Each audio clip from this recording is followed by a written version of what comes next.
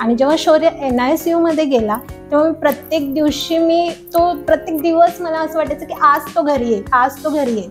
आणि डॉक्टरांचं प्रत्येक दिवशी असं असायचं की तो घरी नाही येऊ शकत, तो खूप ॲबनॉर्मल आहे, त्याची ही टेस्ट करा, ती टेस्ट करा. म्हणजे केसांपासून त्याच्या डोक्याच्या नखापर्यंत प्रत्येक टेस्ट झालेली आहे त्याची.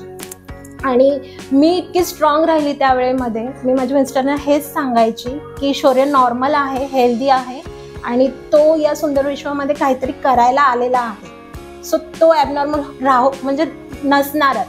आणि डॉक्टर मला खोटं ठरवायचे. आणि लिटरली म्हणजे मी जेव्हा शौर्यला भेटायला जायचे NICU मध्ये आणि त्याच्या डोक्यावरती हात ठेवायचे तेव्हा मी म्हणजे लिटरली रडायचे. त्यावेळेला मला डॉक्टर म्हणायचे की तुम्ही असं रडू नका, तुमचं बाळ ॲबनॉर्मल आहे, तो रडत नाही.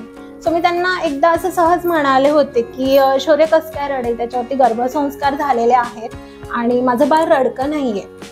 सो डॉक्टर म्हणाले मला की हे गर्भसंस्कार वगैरे असलं काही नसतं मॅडम, रिपोर्ट सांगतायत तो ॲबनॉर्मल आहे.